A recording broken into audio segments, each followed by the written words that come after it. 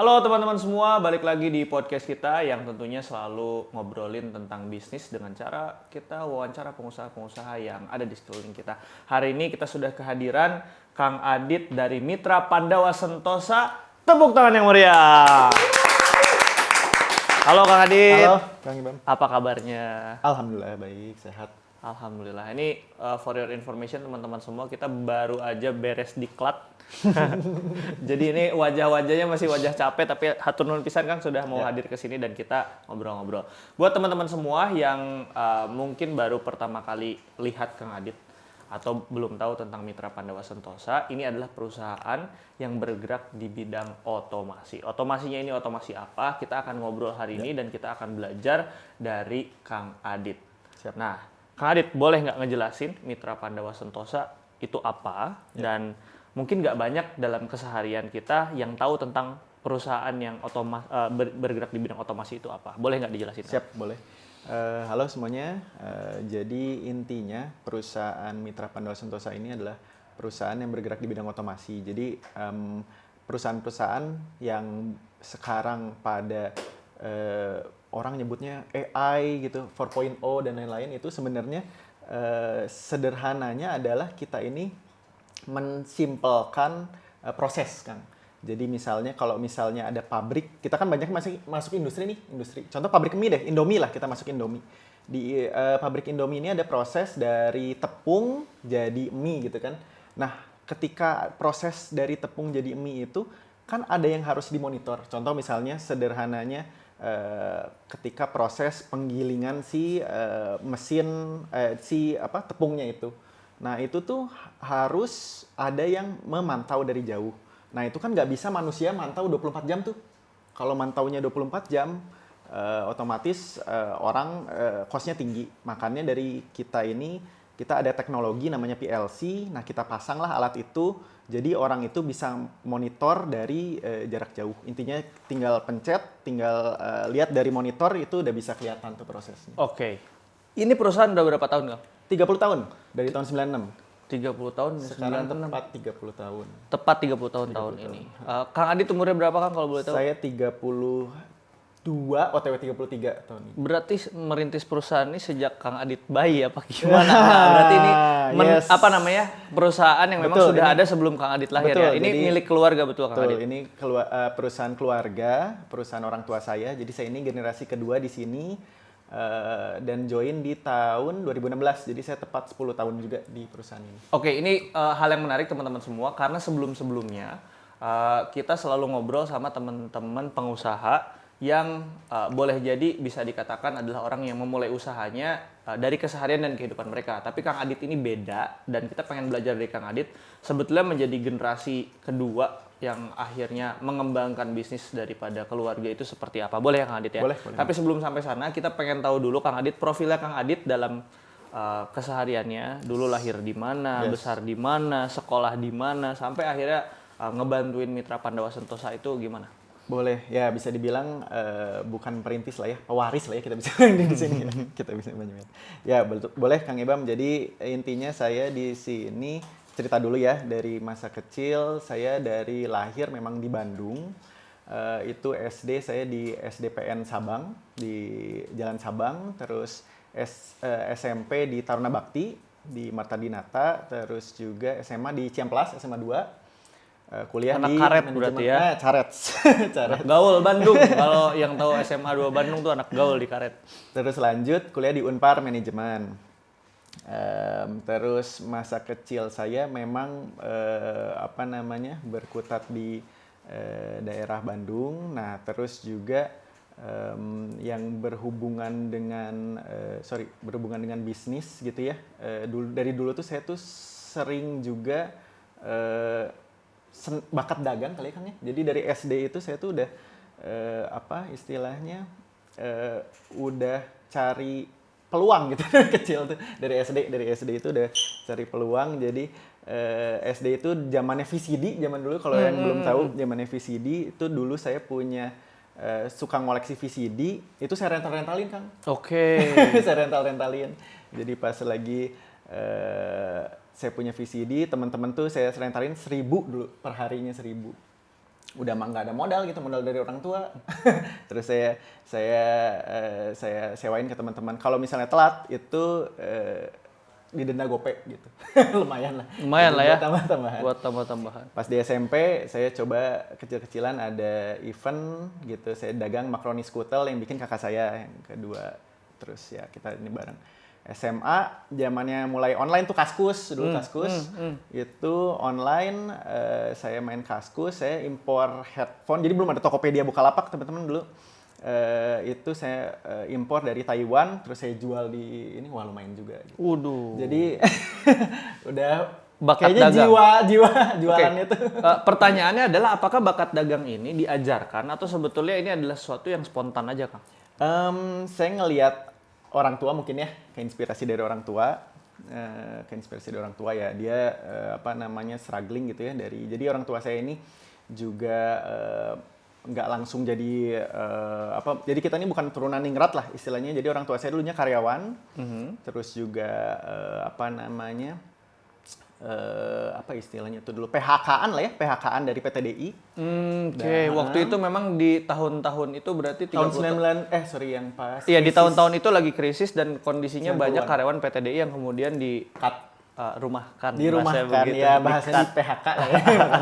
Dirumahkan. Oke. Oh, masanya masa itu berarti ya? Yes, bapak ibu saya itu PTDI dulunya, terus mau nggak mau memulai si usaha ini gitu. Oke. Saya ngelihat dari situ sih mungkin ya. Oke. Jadi usaha ini itu ada setelah memang di PHK kurang lebih begitu. Sorry, jadi gini, pas lagi kerja itu kan udah ngelihat tuh perusahaan tuh udah mulai goyang tuh. Jadi ketika orang lihat perusahaan goyang kan dia harus punya plan B lah ya. Iya. Nah, jadi sebenarnya pas sebelum krisis ini tuh udah mulai dari tahun 96. Kan krisisnya itu di 98 ya.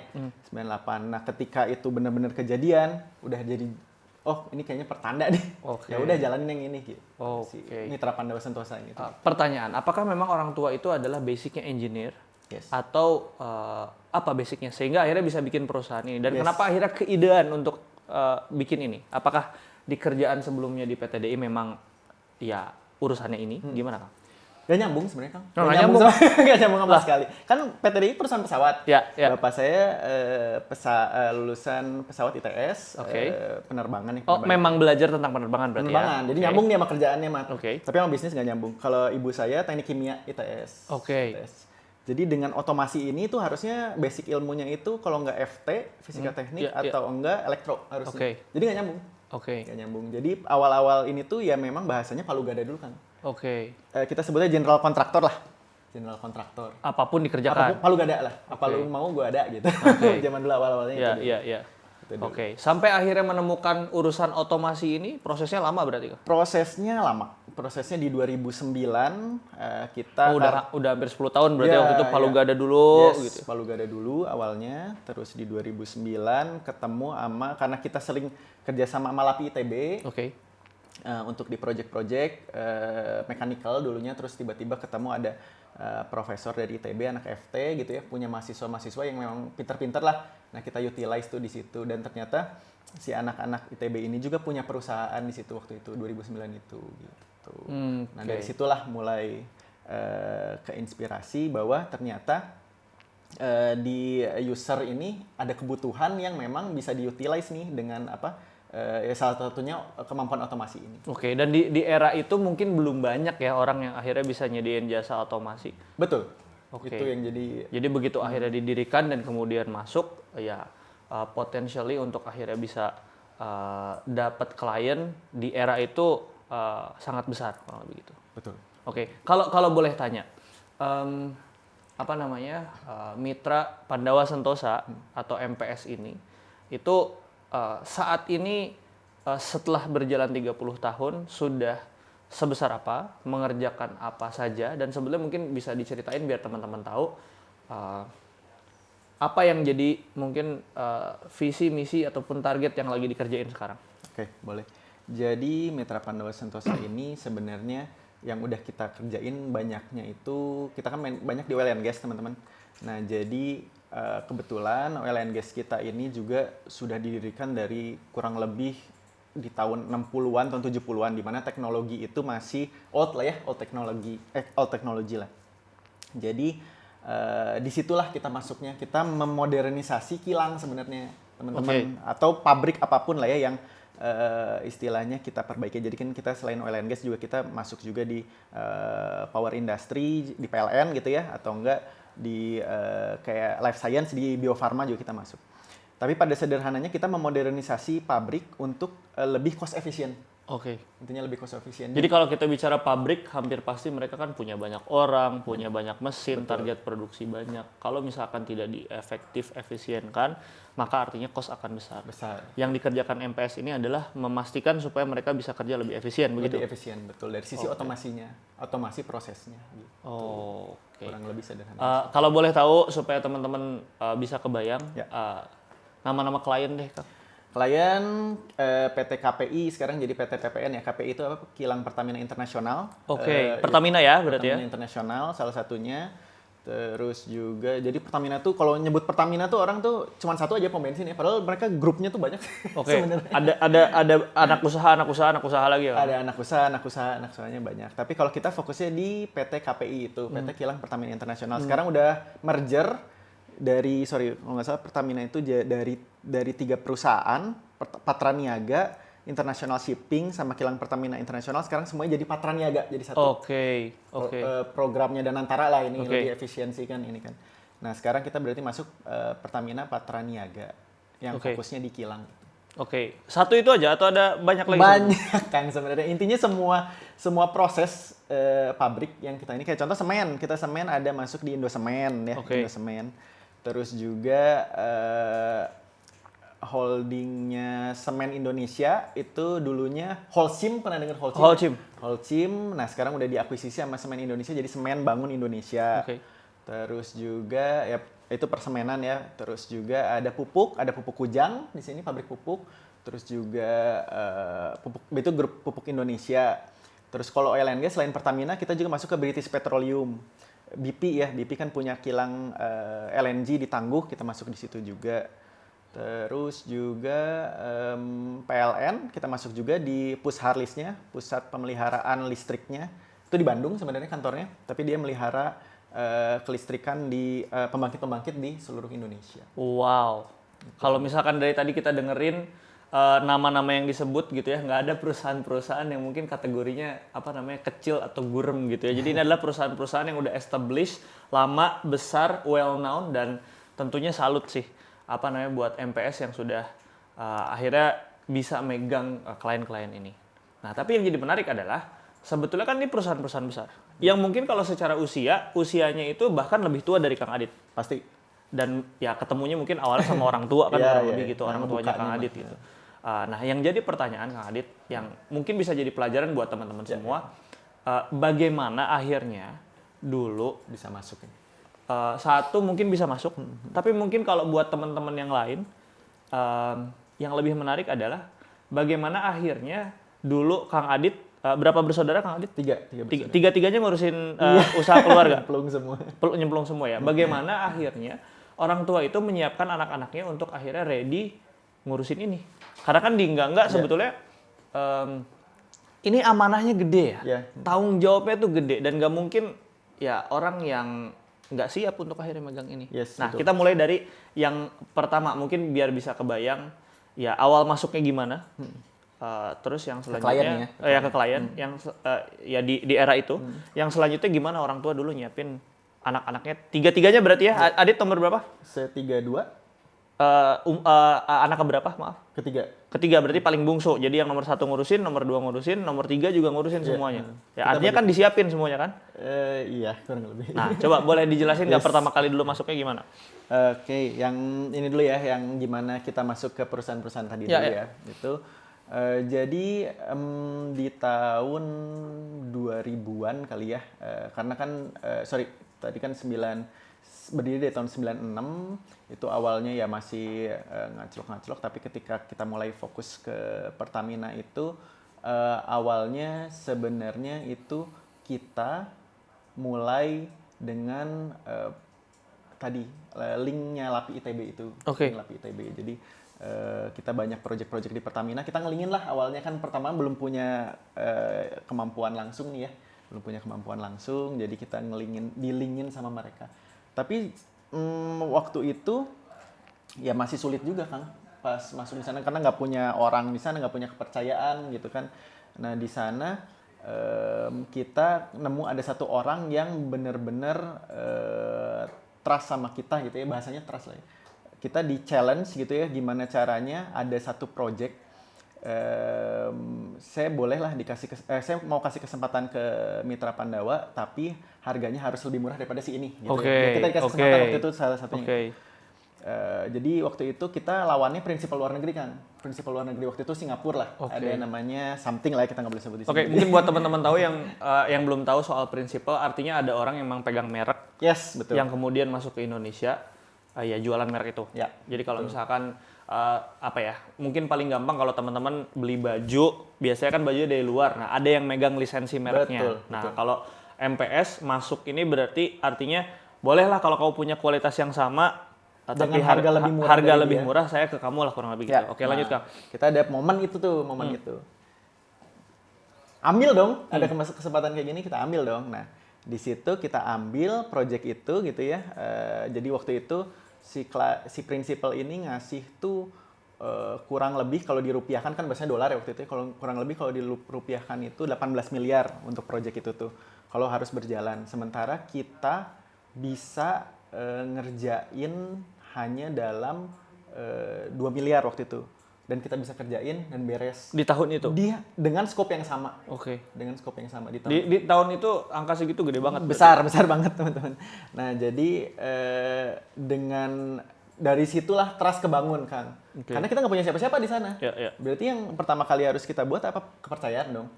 Nah kita juga nggak mau sembarangan, makanya kita join dengan teman-teman anak-anak ITB juga. Waktu itu. Jadi engineer-nya yang tadi mahasiswa-mahasiswanya si profesor itu yang memang sebelumnya ketemu di LAPI gitu. Ketemu dari LAPI ITB dan akhirnya dari situ jalan lah kayak gitu. Nah, itulah maksudnya titik di mana kita bisa dipercaya di Pertamina waktu itu. Kita lanjut ke yang tadi Kang. Ini kan artinya udah mulai pada masuk sebelumnya mungkin memang sekolah kuliah belum ngurusin bisnis. Belum. Tapi ngeliatin bisnis mungkin ya. Belum. Nah, boleh nggak diceritain dari kecil sampai dengan sekarang bagaimana dalam tanda kutip secara langsung ataupun tidak langsung keluarga itu nyiapin anak-anak generasi keduanya untuk akhirnya bisa masuk. Apakah memang disiapin serius atau emang dicemplungin pokoknya suruh belajar berenang sendiri apa gimana? Siap.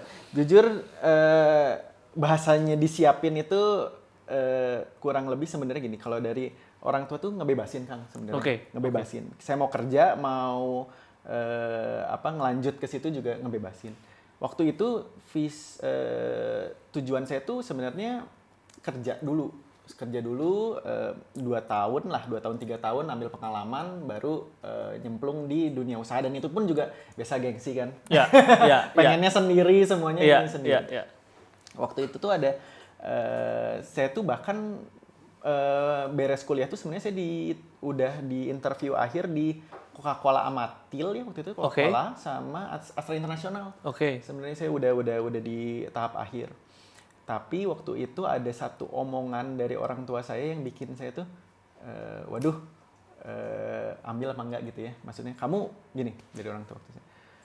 Ini perusahaan itu punya beberapa karyawan yang punya keluarga. Kalau misalnya nggak ada yang lanjutin, nggak apa-apa. Besok saya istilahnya ayah, ibu tutup aja. Tapi mereka nggak tahu nih karyawan ini mau dikemanain gitu ya. Salah satu momen yang diceritain ke saya tuh itu waktu itu. Tapi kalau ada yang mau ngelanjutin, alhamdulillah gitu.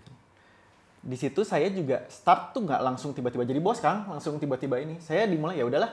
Saya mau coba dulu, belajar dulu, karena kan ini jauh banget. Engineering saya basicnya ekonomi, mana ngerti kan? Mana paham begituan kan? Makanya saya start jadi karyawan magang dulu deh, nggak apa-apa. Saya digaji pertama kali 1,5 juta di kantor sendiri gitu. Saya tahun berapa tuh Kang berarti? 2016 saya join. 2016 saya jadi karyawan magang.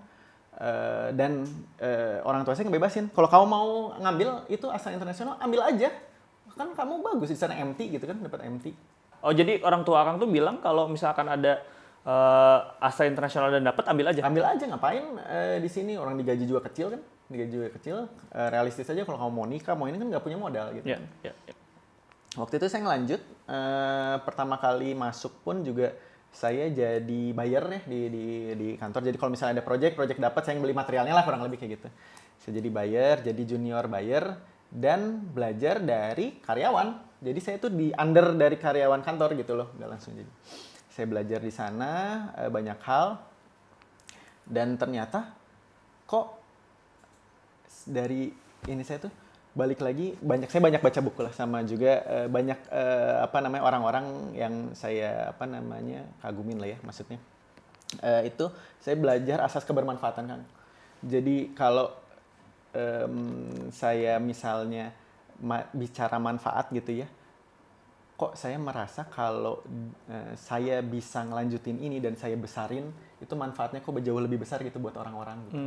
Ketimbang saya hanya kalau karir kan untuk saya sendiri gitu ya, kalau sama keluarga saya lah mungkin ya, nanti sama istri sama anak saya. Tapi kalau misalnya saya di sini kok impact-nya bisa lebih besar gitu, saya tuh mikirnya itulah.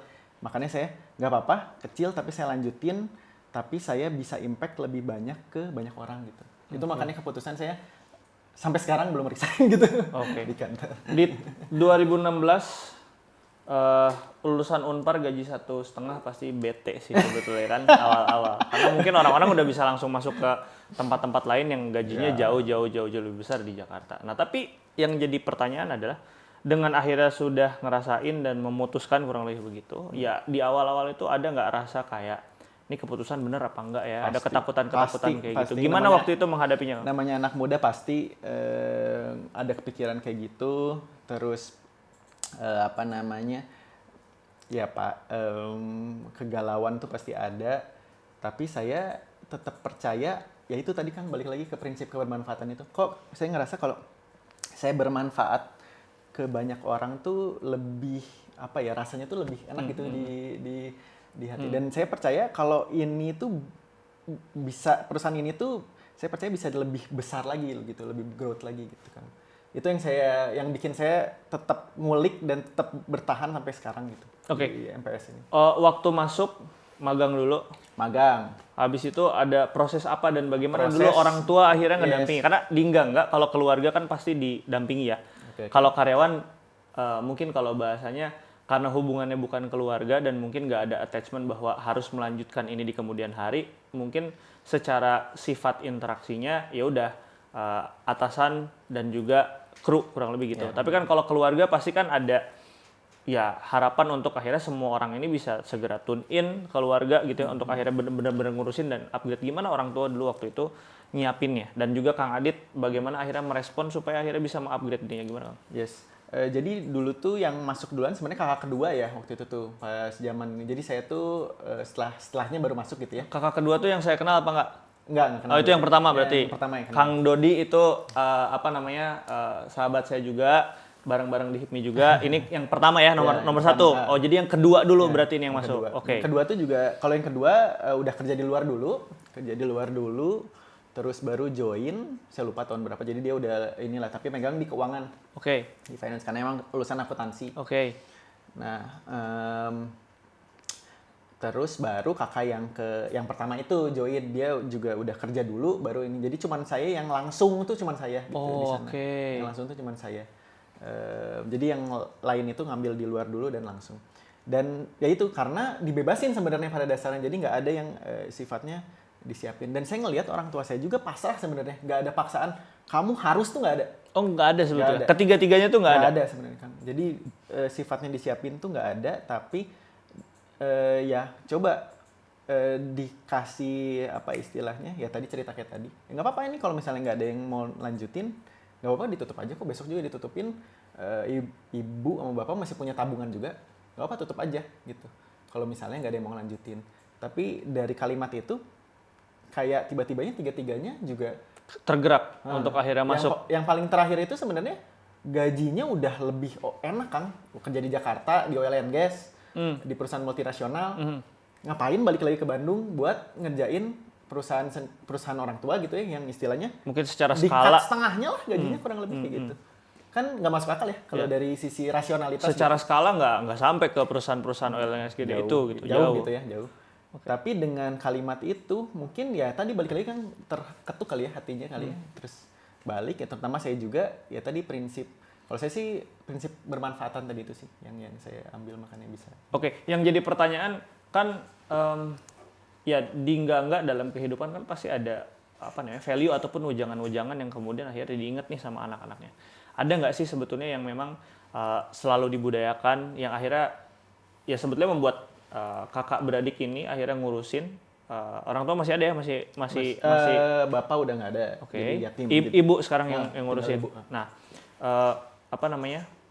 Bertiga ini akhirnya bisa mau tetap, mungkin dalam bahasa terjemahan kita tetap kompak, tetap mau ngurusin usaha sampai akhirnya ya dijagain terus di bisnisnya. Ada nggak wejangan-wejangan orang tua yang memang teman-teman dikasih tahu, misalkan kalau saya pernah cerita, orang tua saya setiap kali saya keluar rumah selalu bilang, ya cari teman sebanyak-banyaknya, jangan sampai punya musuh. Okay. Kalimatnya begitu.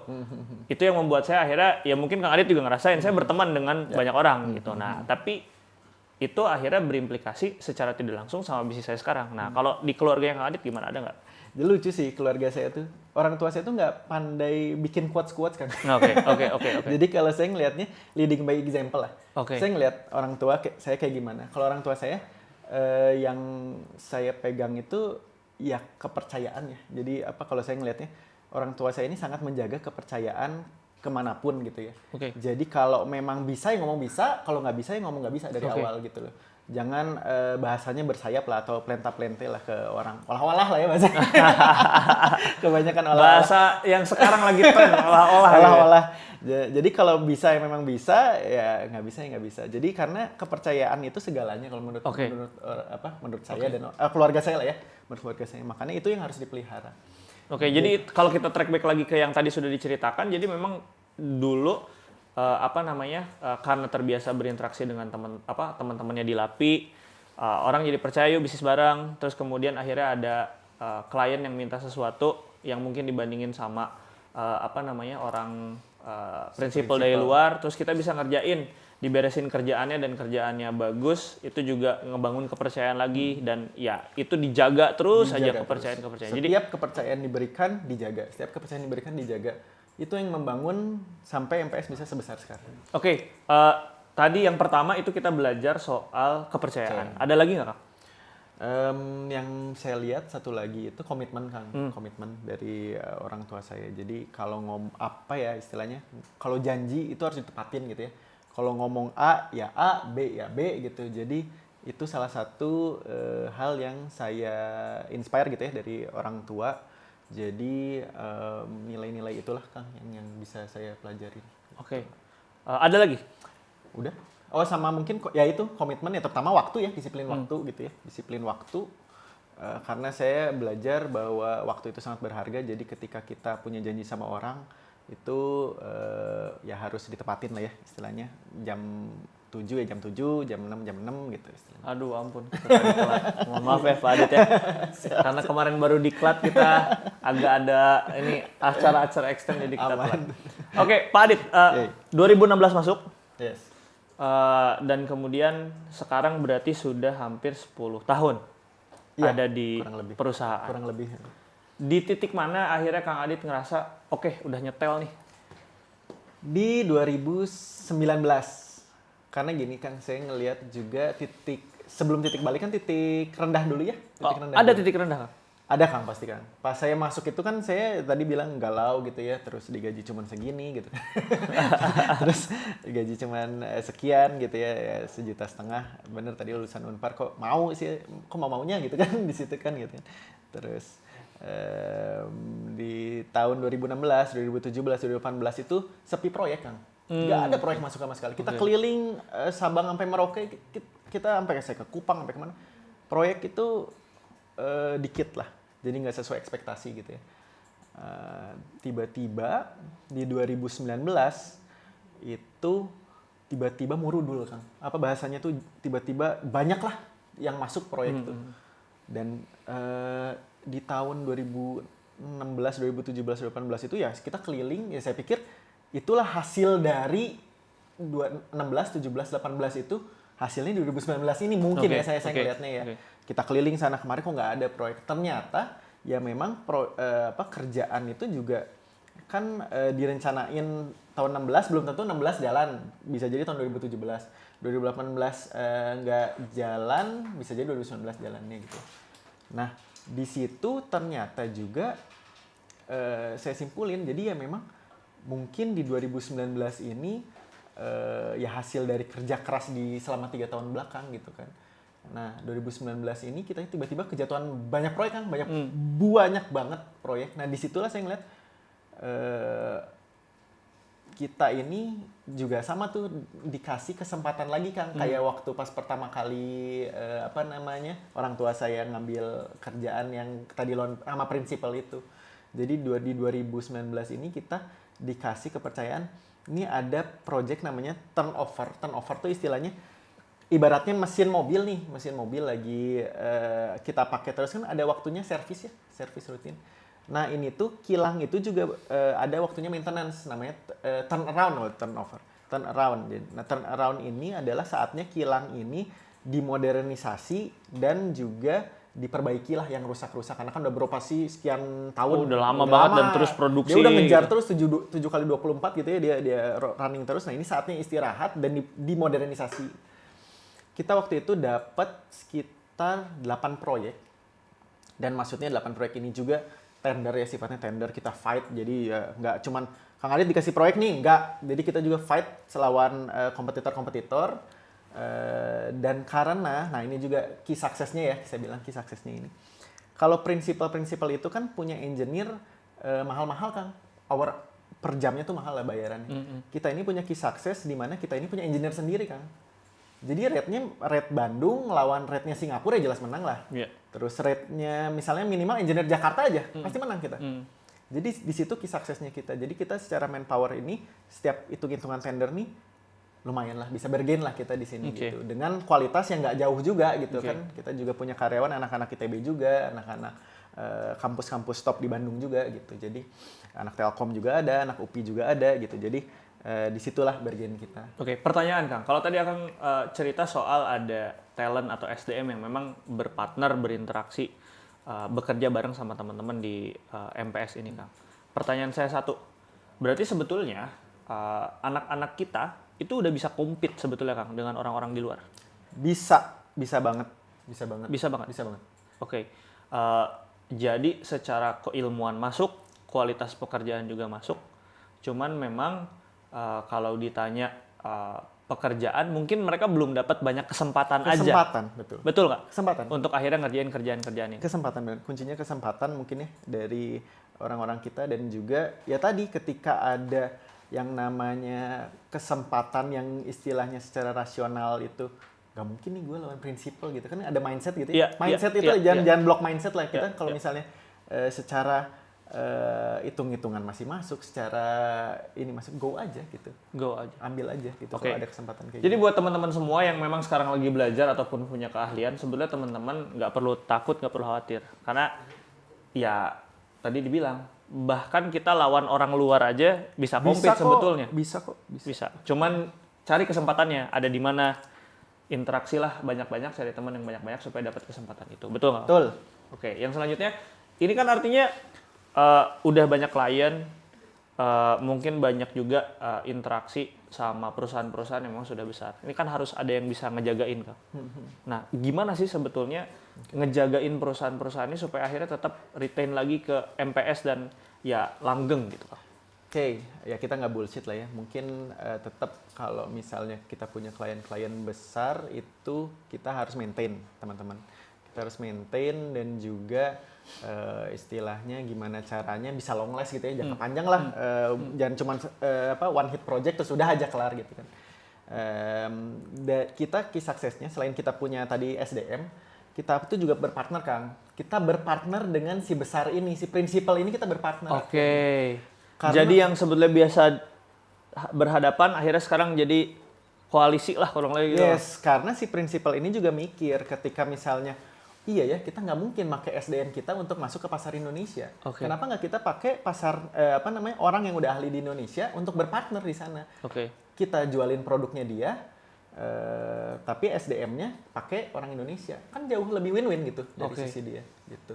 Nah, salah satu hal yang kita bikin kita long last di salah satunya di Pertamina ini, kita megang kepartneran. Keagenan. Bahasanya keagenan distributor atau supplier dari si prinsipal Oke.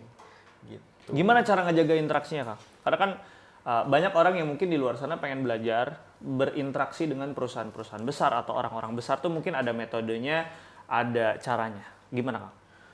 Oke, kalau dengan Pertamina ya jelas kita harus menunjukkan bahwa kita perusahaan yang profesional, yang jelas kita punya kemampuan dan kita juga punya komitmen dan integrity. Yang jelas kita harus terdaftar dulu teman-teman. Jadi jadi jelas itu mah, jelas itu mah. udah jelas ya, administratif dan lain-lain. Tapi yang jelas kita harus memperkenalkan diri kita as a professional. Oke. Jadi bahwa Yang dilihat biasanya apa, Kang? kemampuan spesifik kita bisa apa gitu. Kalau dari luarnya dulu, Kang, kan bisa jadi orang tuh lihat anggaplah websitenya, sosial medianya, tampilan kita dari luarnya, baru sampai akhirnya kemampuan. Boleh nggak, mungkin Akang bisa ngasih tips ke teman-teman semua gimana caranya supaya ya tadi ya, definisi profesional itu bisa kelihatan. Oke. Branding perlu, terus juga citra perusahaan juga perlu ya intinya. Tapi nggak utama ya? Nggak utama, tapi sorry kalau di B2B, gitu saya ngeliat di perusahaan kita ya, kalau di B2B ini B2B tapi maksudnya ke industri lah ya. Itu yang dilihat pertama kali kemampuan teman-teman. Oke. Kenapa saya tadi nanya soal utama atau nggak utama? Karena responnya soal branding biasa aja. Betul. Kan ada dunia yang memang mengedepankan branding banget. Yes. Kalau di industri ini nggak berarti ya? Itu perlu, tapi nggak yang utama di industri ini. Oke. Nah, jadi ternyata unik ya Kang, nggak semua industri ini perlu yang image yang sangat ini secara branding, image dan lain-lain gitu ya. Jadi ada model bisnis yang dimana sebenarnya yang dilihat pertama itu kemampuan teman-teman, kemampuan. Oke. Gitu. Gimana caranya akhirnya bisa memberitahukan kemampuan itu?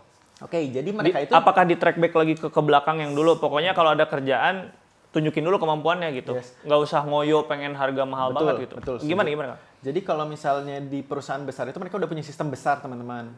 Jadi mereka itu udah punya sistem purchasing lah, yang supply chain yang benar-benar terdata semuanya. Jadi ketika teman-teman daftar, itu perusahaan teman-teman udah ngerjain proyek apa tuh udah ketahuan di sana. Okay. Portofolio jadi udah kebuka di sana. Okay. Terus juga ada yang namanya SBUJK dan lain-lain, itu udah kelihatan juga kemampuan si perusahaannya apa sih, instalasi listrik, instalasi panel, tarik kabel, terus konstruksi. Orang udah tahu ya. SBUJK udah tahu. Jadi di tender ini perusahaan ini udah pasti masuk. Jadi udah secara kesisteman kan kalau di sana. Jadi makanya mau mitrapan MPS ini istilahnya logonya saya bikin bebek gitu ya. Gak ngaruh mereka. Apapun itu gak ngaruh ke mereka. Tapi yang penting adalah semua persyaratan itu udah terakomodir di situ. Oke. Gitu, kalau 10 tahun perjalanan, apa yang Kang Adit rasa dulu waktu masuk kayak begini, sekarang udah beda, udah berubah? Yes, saya ngelihat banget dari sisi omset, Kang. Kalau dari saya ngelihatnya, dari sisi omset pertama kali masuk sampai sekarang meningkat terus. Itu sih yang saya ini, alhamdulillah, berkat semua lah pokoknya itu. Berkat yang di atas yang paling penting, dan juga usaha-usaha semua karyawan, karena saya ngelihat juga nggak mungkin semua ini karena one man show gitu ya. Saya ngelihat juga kerja tim, semua karyawan itu yang saya hargain lah di situ. Gitu. Oke, ada nggak titik paling rendah selain yang tadi yang diceritain nggak ada proyek banget yang akhirnya dirasain sama MPS ini, tapi akhirnya kemudian bisa bangkit lagi, Kang? Jadi, MPS ini juga kan ya perusahaan udah lama ya. Dan waktu itu di titik terendah kita nggak dapat proyek itu, kita sering juga kena bad debt, teman-teman, istilahnya tuh. Kita udah ngerjain kerjaan, kita udah supply barangnya tapi nggak dibayar gitu. Piutangnya kebanyakan. Piutang dan nggak dibayar kan? Nggak dibayar. Bad debt expense. Oh, lebih parah bahkan ya. Oke. Jadi di situ kita bahkan sudah direkomennya ya A1 lah ya bahasanya, udah ini tinggal supply aja, kirim, nanti mereka bayar ya kita dibayar gitu bahasanya. Itu terus juga kita bahkan kena nama-nama besar gitu ya, kita kena nama-nama besar dari proyek besar, tapi keuangannya juga nggak bagus gitu. Oke. Jadi kita proyek udah beres nggak dibayar juga dan nilainya juga nggak kecil gitu. Jadi selain nggak dapat proyek, uangnya nggak ada yang masuk gitu kan ya. Oke. Apa namanya dari Gimana caranya akhirnya bisa bangkit dan mengcover itu semua? waktu itu kita juga gimana ya, sempat down dulu Kang ya di tahun-tahun 2016 sampai 2018 itu, di mana kita benar-benar ya nggak terima ya Kang ya, sebenarnya gimana istilahnya di prank gitu sama Iya, sama kebayang. orang yang kita percaya gitu ya, yang biasanya juga lancar-lancar aja, ternyata nggak masuk di situ. Bahasa apa ya, bahasa ininya ikhlas kan, ya gimana ikhlas, ya mau gimana kan. Saya misalnya mau bayar orang untuk nagih-nagih, saya ngeluarin uang lagi. Ngeluarin uang lagi, Tetap itu harus keluar kan pasti. ngeluarin uang lagi, dan akhirnya ya di 2019 itu titik balik yang tadi saya bilang, proyek-proyek yang kita ketipu itu alhamdulillah kan lebih kan dapatnya. Alhamdulillah. Ya mungkin juga dari kita sering sedekah juga ya di tahun-tahun sebelumnya juga ya. Terus juga ya mungkin itu kan. Jadi kita nggak mikirin ya udah rugi kan, di 2016 itu minus. Minus, laporan keuangan kita minus. Bahkan ya beberapa orang kunci juga resign di tahun itu gitu kan. Jadi di situ bahasanya ya ikhlas dan tawakal gitu, bahasanya keren gitu ya, tapi ya udah dipraktekin gitu aja. Oke Kang Adit, tadi kan kita udah denger banyak hal yang memang terjadi mulai dari kehidupan Kang Adit, perkembangannya juga MPS seperti apa, dan ya kita kalau teman-teman ngedengerin dari awal, kita belajar banget bahwa membangun kepercayaan itu susah. Membangun kepercayaan itu adalah sesuatu yang memang harus benar-benar dilakukan secara serius, dan ngejaganya itu benar-benar juga ya harus dipastikan gitu. Dan orang melihat, tadi kita belajar gitu ya branding boleh gitu ya, tapi yang orang lihat itu adalah kemampuan. Yes, yang orang lihat itu. itu kita bisa apa. Yang orang lihat itu adalah bagaimana kita menyelesaikan dalam tanda kutip masalahnya mereka. Bisa selesai sama kita. Ini pelajaran besar buat kita semua, karena di era digital seperti sekarang, di era sosial media, banyak orang terjebak untuk branding dulu. Tapi begitu akhirnya kita interaksi, kita ketemu, ternyata dalam kesehariannya, ternyata nggak bener nih orang lah gitu ya. Jadi teman-teman harus pastikan balance. Kalau teman-teman brandingnya bagus, ya berarti dalamnya Juga ada isinya lah. harus ada isinya. Harus ada isinya. Bukan ada isinya lah, harus ada begitu ya. Kalau lah itu kan kayak ya udahlah gitu ya. Ini nggak harus ada isinya. Dan buat teman-teman yang memang punya kemampuan baik, ya saya tetap ngingetin, karena sehari-hari saya di industri itu Kang, ya tetap kita juga harus bisa cerita ke orang luar, kita harus branding yang bagus. Karena jangan sampai tadi kita juga belajar bahwa ternyata kemampuan kita orang Indonesia itu bagus, tapi kenapa nggak kepake? Karena nggak ada yang tahu keberadaan kita. Ya, gimana cara menceritakannya gitu. Betul. Harus pintar bercerita juga. Jadi dua-duanya harus balance. Tapi yang dilihat tetap kemampuan, dan saya sepakat soal itu. Nah, Kang Adit izin, yang jadi pertanyaan gitu ya, banyak orang yang saat ini pengen jadi entrepreneur. Pertanyaan saya simpel dulu Kang, apakah menjadi seorang entrepreneur itu beres sekolah, anggaplah kita kebanyakan orang tuh beres sekolah begitu ya, itu harus langsung jadi entrepreneur, atau sebetulnya menurut Kang Adit, dalam versinya Kang Adit, orang tuh mungkin bisa ada versi jalan kemana dulu baru jadi entrepreneur? Oke. Saya permudah ya Kang ya. Kerja dulu boleh nggak? Atau ya udah saya mungkin lebih sekolah dulu sampai mentok baru kemudian jadi entrepreneur. Kalau dalam versinya Kang Adit gimana Kang? Ya, menurut saya balik lagi ke kenalin dulu ya diri masing-masing gitu ya. Mungkin awalnya itu kenalin diri masing-masing, karena waktu yang terbaik itu adalah versi waktu terbaiknya masing-masing orang itu gitu ya. Mungkin menurut saya. Karena kalau misalnya momen yang tepat itu kapan, itu nggak ada yang tahu sebenarnya. Nggak ada yang tahu, kalau menurut saya nggak ada yang tahu. Karena kayak saya sendiri, cita-citanya saya pengen kerja dulu sekian tahun, terus juga merit di umur 27 gitu ya, cita-cita sih. Nggak ada yang kejadian tuh, gitu kan. Nggak ada yang kejadian? Nggak ada yang kejadian. Akhirnya maksudnya ceritanya takdirnya Allah ini lebih indah sebenarnya gitu loh, daripada rencana yang saya buat sendiri gitu loh. Itu sih yang saya ini. Jadi maksudnya mau startnya kapan, ketika misalnya kita udah tahu bahwa oh ya emang kemampuan saya ini kemampuan dagang deh kayaknya. Oke. Mulai aja gitu, mulai aja kalau menurut saya mulai aja dulu dan coba deh ini mungkin ya salah satu yang saya rada sering lakuin tuh, coba deh mulai ambil keputusan-keputusan yang di luar kebiasaan. Jadi contoh sederhana ya, contoh sederhana. Saya tuh dulu nggak seneng banget yang namanya olahraga kan. Oke. Malas-malasan Sekarang perut saya isi buncit. konten Akang olahraga. Saya sehari-hari mengamati Pak Adit ya. Olahraga hampir tiap hari. Perut saya buncit dulu tuh, berat tuh udah 68, 69. Terus waktu itu tuh saya tuh maksain diri saya tuh untuk mulai lari di tahun 2000 berapa ya? Mau nikah tuh 2017 2018 mau nikah tuh karena pas nikah tuh saya pakai adat Jawa Kang. Jadi yang pakaiannya kebuka gitu loh. Ya. Kan jelek ya kalau badannya jelek. Biar nggak jelek kalau di foto ya Iya. harus rada bagus. Saya sebenarnya itu motivasi saya awalnya, motivasi saya itu. Terus saya putusin untuk datang ke komunitas lari yang dimana dalamnya tuh orangnya nggak saya kenal kan.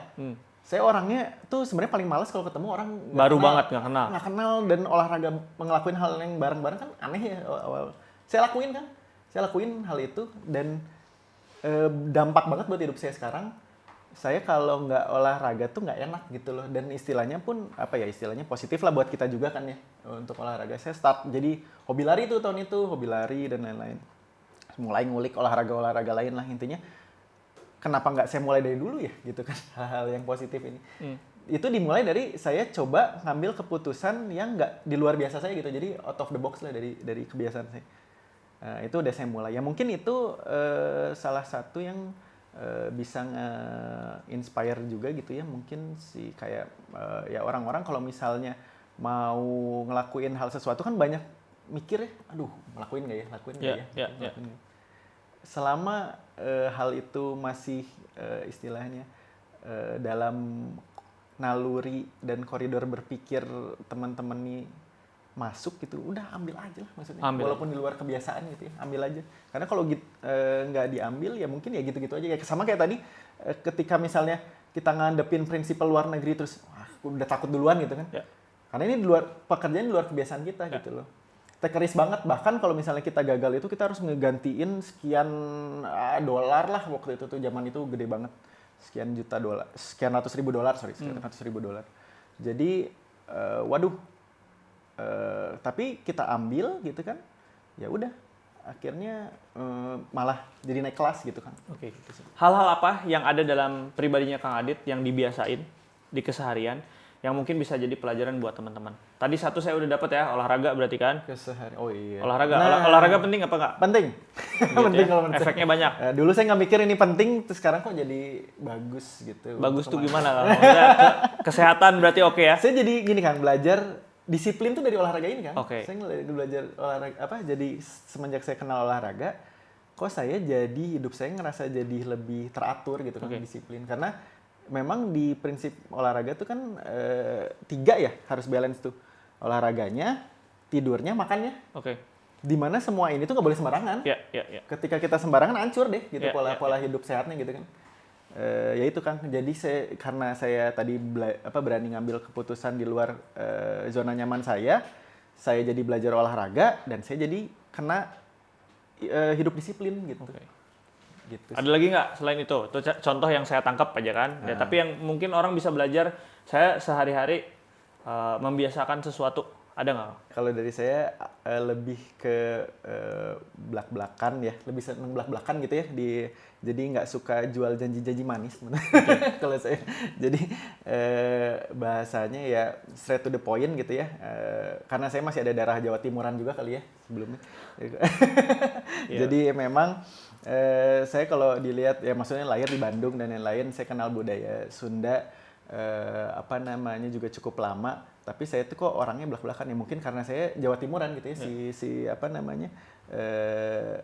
ada keturunan Jawa Timuran. Jadi saya sih lebih seneng belak-belakan tuh dalam bahasa kita itu apa adanya gitu kan. Sebenarnya lebih ke apa adanya. Jangan bluffing tuh boleh dalam ranah memang kita bisa mempertanggungjawabkan itu gitu. Oke, mungkin kalimatnya saya agak sedikit poles ya, karena jangan bluffing. Tapi intinya ya kita jualan boleh, kita menceritakan sesuatu yang sifatnya orang jadi punya harapan dan akhirnya bisa percaya sama kita boleh. Tapi begitu akhirnya kita menceritakan itu, ya kita juga harus bisa ngebuktiin, betul ya? Yes, jangan terlalu ya, benar jangan terlalu inilah. Jangan terlalu dikasih gula lah berlebihan. Oke, ada lagi nggak, Kang? Udah sih Kang, paling itu disiplin sama ya itu jangan Oke. neko-neko lah. Kalau Akang ngelihat generasi sekarang nih yang muda-muda yang pengen jadi entrepreneur, ada masukan nggak buat mereka? Lakuin Oke. lakuin aja, nggak usah banyak mikir, lakuin aja. Soalnya kalau misalnya kelamaan, ya udah kesempatan udah banyak diambil sama orang gitu. Ya, lakuin apapun yang bisa dilakuin. Lakuin apa yang bisa dilakuin. Apa namanya, kalau misalkan ada opportunity yang di luar kondisi kenyamanan teman-teman, ambil aja. Ambil aja begitu ya. di luar. Nggak masalah ya kalau misalkan rada muter dulu terus akhirnya jadi entrepreneur, nggak ada masalah. Ya itu balik lagi karena nggak ada yang tahu ya kita mau jadi apa. Oke. Tapi- Mau kerja dulu boleh, nggak masalah. Enggak, boleh. Mau kuliah sampai mentok S3 dulu nggak Yes, masalah juga. karena Mau saya- langsung juga nggak Ya, masalah. nggak. Tapi kalau udah ngambil keputusan tadi yang Kak Adit bilang, dijalanin. Jalanin. Pertanggungjawabkan. Oke. Kak Adit, ini kita masuk ke segmen terakhir. Saya pengen Kang Adit mungkin bisa ngasih apa ya, kayak quote atau kalimat terakhir buat teman-teman semua yang sedang nonton. Ada nggak Kang Adit? Yang mungkin bisa jadi highlight buat teman-teman kalau misalkan mereka mau berwirausaha. Baik, mungkin balik lagi ke hal yang saya pegang dari awal saya mulai berkarir kali ya, dari asas kebermanfaatan. Nggak ada orang yang lebih bermanfaat dari orang yang bisa bermanfaat untuk orang lain ya, kurang lebih itu ya. Jadi kalau misalnya kita mau ngambil keputusan, mungkin coba dilihat dari sisi manfaat. Kalau kita ngerasa manfaatnya bisa banyak, bisa besar gitu ya untuk banyak orang, ambil aja. Oke, teman-teman semua, itu wawancara kita sama Adit dari MPS singkatannya ya. Ya, Mitra Pandawa Perusahaan Sentosa. panjangnya Mitra Pandawa Sentosa yang dalam kesehariannya ngurusin urusan-urusan otomasi. Automation. Dan teman-teman semua, saya pengen bilang, siapapun sebetulnya punya kesempatan mau jadi apapun bisa. Tapi kita belajar hari ini dari Kang Adit bahwa ya yang menentukan kita akhirnya bisa lanjut sukses itu adalah diri kita. Yang lebih penting adalah mengambil keputusan dan pertanggungjawabkan keputusan. Dan teman-teman semua, kita belajar banyak dari Kang Adit, dan saya pengen kita berikan aplaus yang meriah buat Kang Adit. Teman-teman Kang Adit. Kita masih akan wawancara lagi, ada banyak entrepreneur untuk akhirnya jadi inspirasi buat teman-teman semua. Sampai ketemu di podcast selanjutnya. Dadah.